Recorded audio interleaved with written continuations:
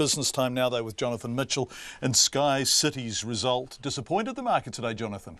That's right, they had a week in May and June, so that weighed on trading conditions in that last part of the financial year.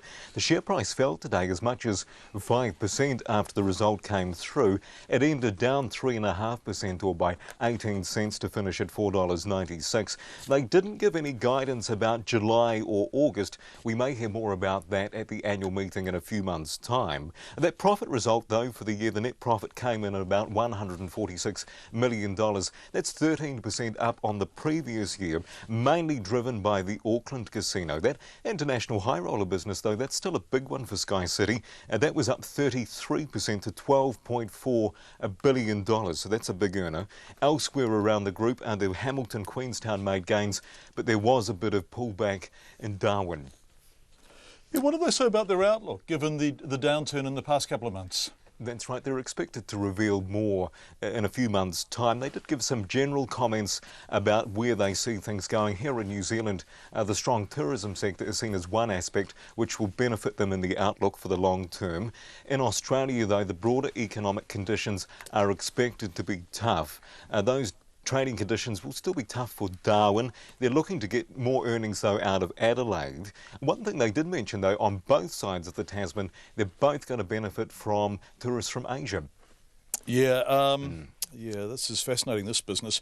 ASB, they have posted a record profit, have they? Certainly up on year, is it, Jonathan? Yeah, up 6% to $913 million. They've cut costs and increased lending to get that result. It is feeling the impact, though, of tighter margins, and they are putting more aside, though, for bad debts. That's due to a weakness in the dairy sector. Farmers facing a third season in a row of cash losses. So they've now got $130 million put aside for bad and doubtful debts. That's up about 50% on the previous year. Yeah, that's a big increase, isn't it? That's right. Now, speaking of banks, interest rates, D-Day tomorrow, right? The Reserve Bank making that announcement. Yes, expect a rate cut to a record low 2%. Most economists in a poll by Reuters are expecting it to happen. Look for a statement actually that gives a further easing bias, certainly below 2%, but certainly a lower interest rate would weigh on the housing market. We've had those figures out today from the Real Estate Institute showing the national median above $500,000, records around the place, including Auckland. So those are the sorts of things the Reserve Bank has to weigh up when it decides to move on the official cash rate. We'll be covering that live tomorrow morning from 9 o'clock when the statement comes out.